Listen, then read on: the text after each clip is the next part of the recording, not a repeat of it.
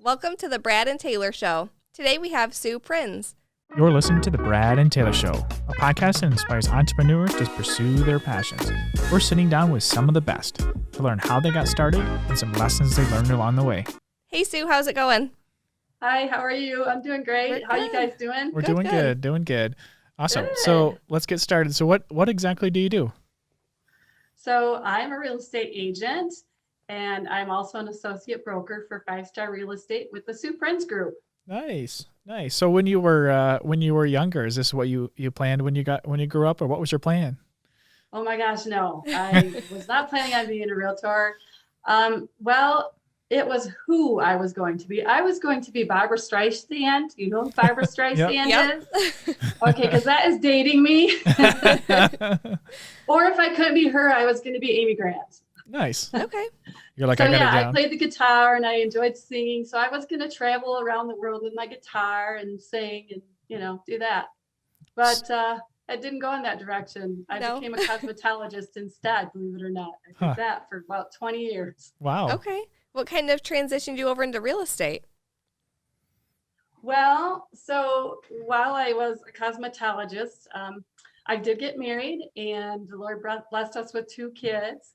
And so when our children became that school age, I decided to join the lunch lady land along with doing cosmetology so that I could be on their schedule. So it was also an extension of my ministry because I was also a youth leader. So I really enjoyed that. But in the meantime, my husband was a home builder. He owned his own company building residential homes, and he kept bugging me to be a realtor so that I could sell the homes of the people that were building with him. Okay. I just kept saying, no, I do not want to do that. And a lot of it was because I just felt inadequate. I just felt dumb. I didn't even know what an escrow was, you guys. So I just didn't feel I could do it. Yeah. But I decided to ask a couple friends of mine, close friends of mine that were realtors. And I just asked them, I said, what do you think about me being a realtor? And they both said almost the same thing. They said, in a heartbeat, you should do it. Huh. So I came back to my husband and I said, I will give you 6 months. And if it doesn't work out, then I am done. Okay. And I gave him 6 months, and believe it or not, those first 6 months stunk. It was probably the worst time in my life. Wow. I kept it was really not my fault, truly, but deals kept going south that I was trying to put together and just all kinds of problems. So I just came to my husband one day and I said, I want to quit. And he said, well, quit then. And for me, that was the catalyst. I said, I'm not a quitter in my mind. And so I thought, I'm going to show him. Yep. And here I am today, almost 18 years later, and loving life. I absolutely love this job. That's awesome. I mean, how can you beat that? You can't do it. Yeah, I can. Yeah, you're not going to tell me no. I'll prove you wrong. That's awesome. So how's it? So you went from, so he's doing building, right? Is he still doing it right now? Yeah. Well, He's in the building industry. He's no longer in that game of building homes for folks, but he owns his own company building residential stairs, pre-manufactured stairs for the building industry. So, nice. Well, that's cool. Is it located in the same building as yours, or is there? Yes. Okay, yes, perfect. Okay, I was trying to figure that part out. Yeah, I bought a building a number of years ago, and it happened to have a warehouse and also office space. So it works out perfectly. We drive into work together. And we do enjoy working together. So, yeah. So when you were, let's back it up a little bit. When you were proving your husband that you could do this, that you were not a quitter, did you continue working with him at that point, or did you kind of branch off and do your own thing? Well, I mean, I was working with some of his clients. And, but, I was also gaining some on my own and, was working for a brokerage. And so, was growing leads, through my own marketing and prospecting. So, but again, as I said, it didn't come easy. I had to learn some hard lessons, and I had to do the fake it till you make it kind of thing. Just a quick story on that is, Yeah.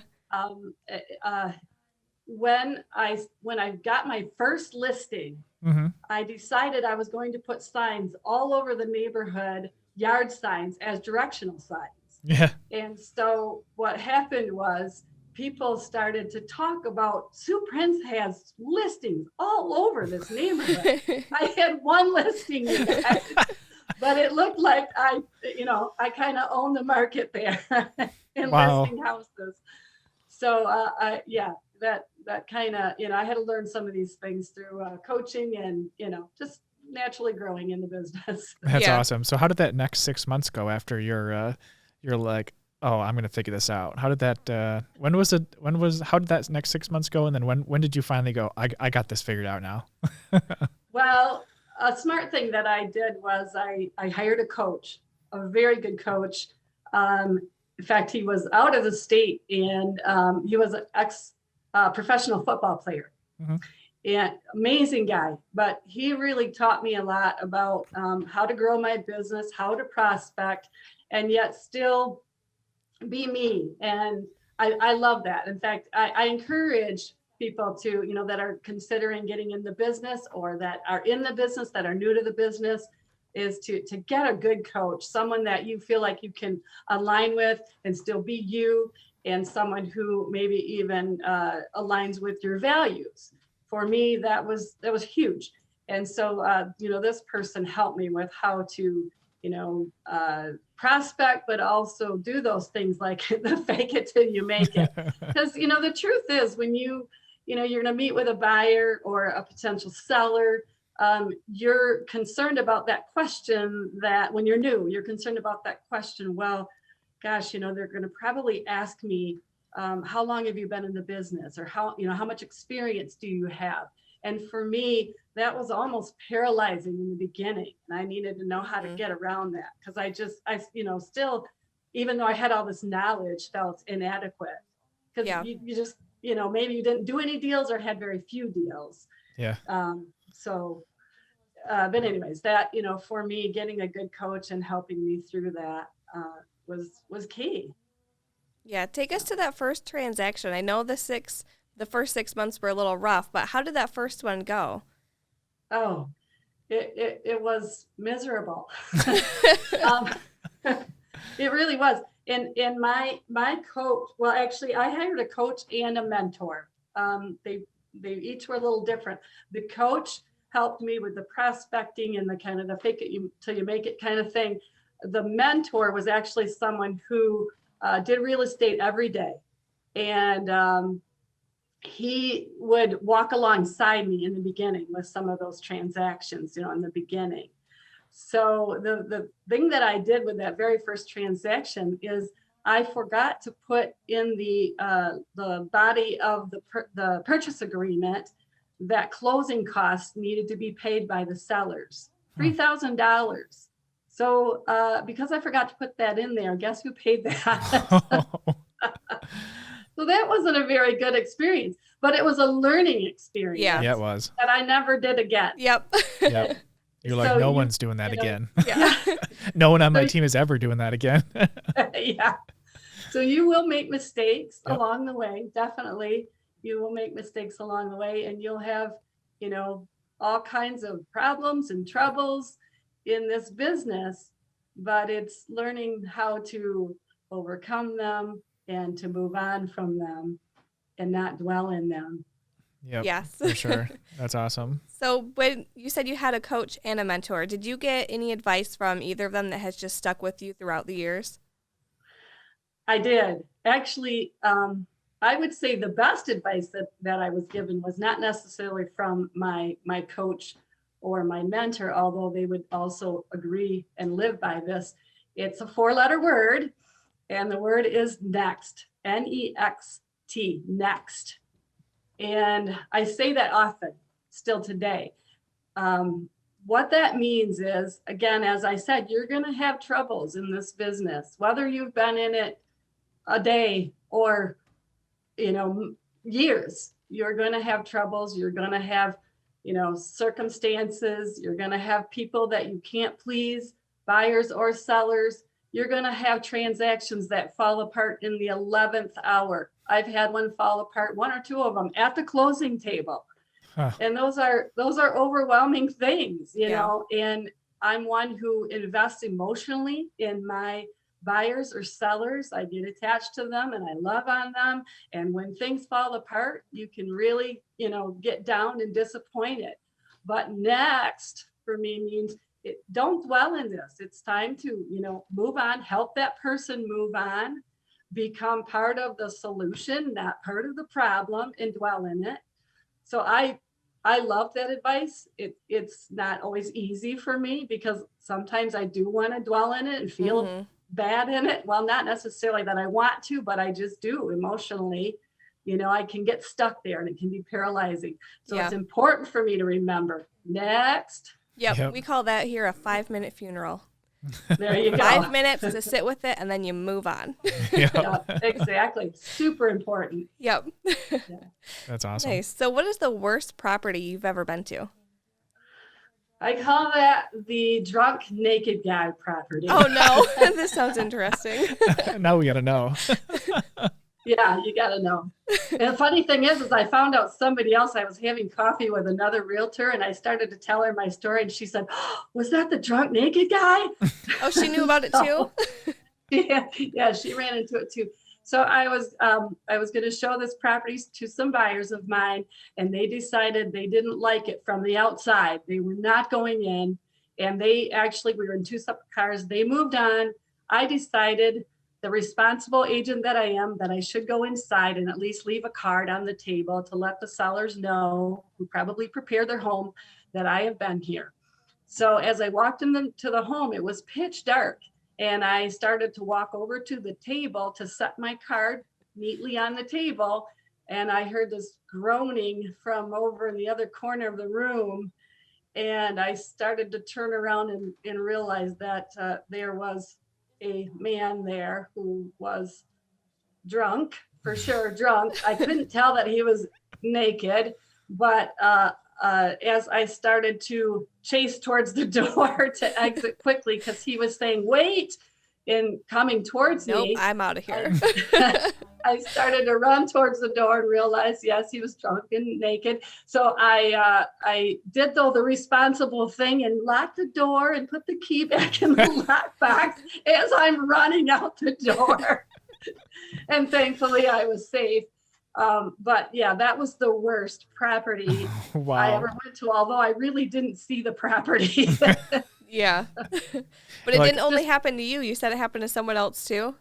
Yeah, I was having coffee with a realtor friend of mine, and I was telling her the story. And she actually went into the house and was showing the house and opened one of the doors. I think it was the bedroom, and he was laying there drunk and naked. So shame on the listing agent for allowing that listing to stay on the market. Yeah, not appropriate. No. Not at all. Yeah, that was my strangest and most uncomfortable experience, I would say. Yeah. What After that, I started carrying mace or whatever. Oh, yeah. Mace, like something like pepper spray or whatever. Yeah, that's a good idea because you never know. Like there could be squatters in the house. You never know what you're walking into. So You never know. I think my daughter did. She ran into a house that had a squatter. Yeah. Thankfully, she was with her client. I mean, you do feel better if you got somebody, there with you. But yeah. So nice. So what kind of goals do you have going forward for the next year? Oh boy. So, quite honestly, God has blessed me in this business. And I'm very blessed by the team that I have. There's 4 of us. So there's my daughter, Ginger. She's been with me since she was 15 years old. And wow. ended up getting her license as well. I can't believe she did after knowing all what this business, what you run into, drunk naked guys even. But no, she went on to get her license. She's still with me today. And my sister also works with me. She is my assistant. She's also licensed. And then another gal that just recently joined our team who was amazing. So I feel very blessed at where I'm at right now, you guys. I mean, it's just been a really really fun ride.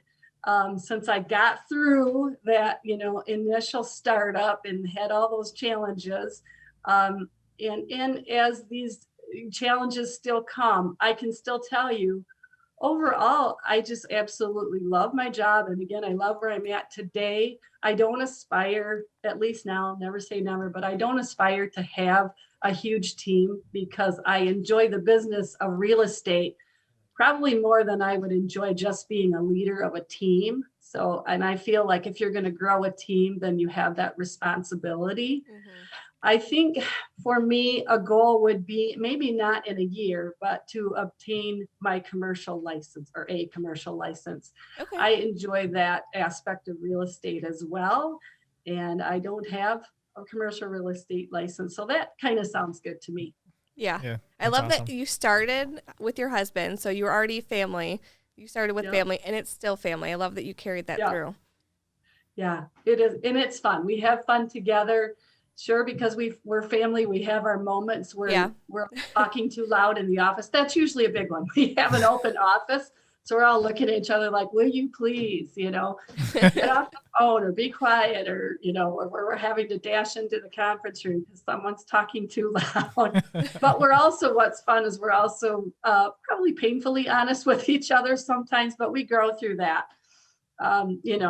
Because you're honest with each other and can tell each other things, that can help you grow. We do that. And I think it's a blessing. Yeah, absolutely. Sweet. So if you could start over with all the knowledge that you have today, but only $100 or $1,000, not 100, sorry, $1,000, how would you spend that first $1,000?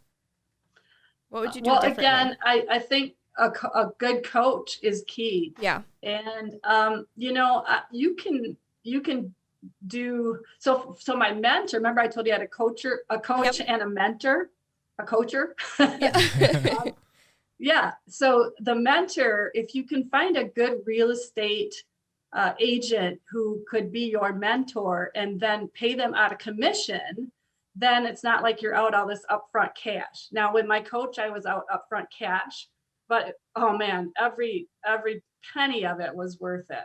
Yeah. So that would be that. I know with the knowledge that I have today is where I would go with that is to continue growing. I'm always growing, and I'm always seeking guidance. We have with 5-Star Real Estate, we have a really awesome coach he's called our deal doctor. And, I'm calling him frequently and learning through different experiences that I run into. You would think after 18 years, you've pretty much covered it all, but no, I mean, the market's always changing. Even now, our contracts are written so differently. And so you just can't know it all in this business. And so I'm always seeking, advice of those that know more than I do. Yep, for sure. Yeah. That's awesome. Do you have any business books that you've read that you could recommend? I do. So one that I am reading now, it's called A Better Tomorrow. In fact, it was written by my neighbor, David Dow. Oh, wow.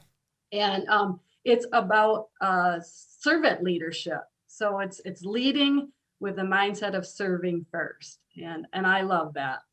It's a very Christ-like thing. It's a thing that I think if you're serving those that you are working with, those that you are working alongside, and even your clients, you're doing the best for them. You're putting them, they are interested in them ahead of you. And so I love that book. The other one of favorite of mine would be Danny Johnson's 5 Steps to Wealth. Her story is amazing, by the way. It is a living out of my van to becoming a millionaire in 2 years story.